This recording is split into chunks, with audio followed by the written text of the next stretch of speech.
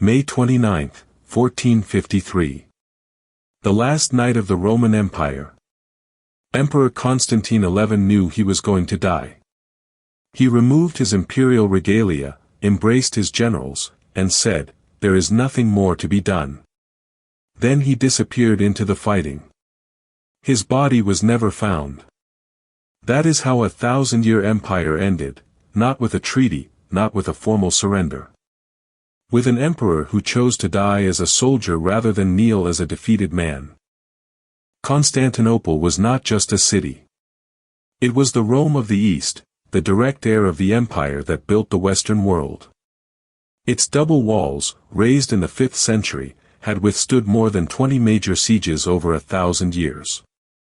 Inside stood the greatest library of the medieval world, the largest cathedrals in all of Christendom, and a legal tradition that would survive centuries in the form of Roman law.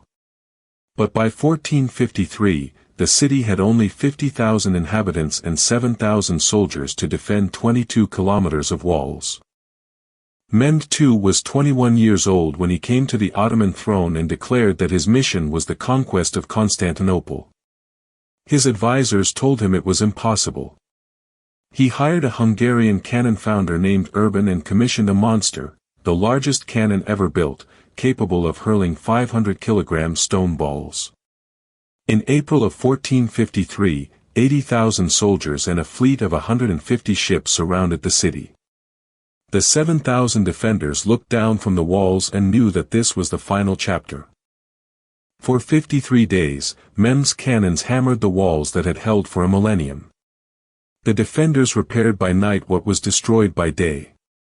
Then, in the early hours of May 29, a small gate was left open by carelessness, the Kirkaporta. Ottoman soldiers crept through. The cry, "The city has fallen," spread along the walls. Defenders panicked and abandoned their posts. Within hours, the streets of Constantinople were flooded with soldiers and the sack began. The looting lasted 3 days. The Hagia Sophia, the greatest cathedral in the Christian world, was converted into a mosque. Libraries holding Greek manuscripts that preserved the knowledge of antiquity were burned or scattered. It is estimated that more than half the city's population was enslaved or killed. The survivors who fled to the west carried with them manuscripts, texts, and ideas that many historians believe triggered an unexpected event, the Italian Renaissance. The Christian West that had promised aid to Constantinople never came.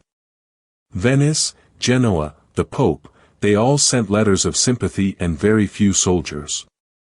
The betrayal of the Western powers against the last heir of Rome was so complete that some historians consider it a historical crime as grave as the conquest itself. Mehmed, on the other hand, allowed the Greek Orthodox Patriarch to continue functioning, a calculated act of tolerance that would redefine what it meant to govern a multi-religious empire.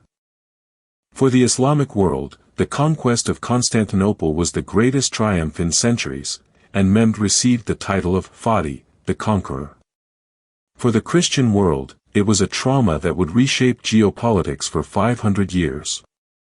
For history, it was the event many historians use to mark the end of the Middle Ages. And for us today, it is a reminder that civilizations which seem eternal can vanish in a single night. The fall of Constantinople changed the world in ways we still feel today. It closed the overland trade routes to the east, forcing Europeans to seek paths by sea, which would lead, 40 years later, to a Genoese sailor named Columbus setting out westward. Without the fall of Constantinople, there might have been no discovery of America.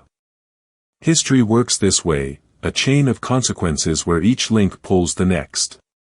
If this video made you think differently, share it. History belongs to those who question it.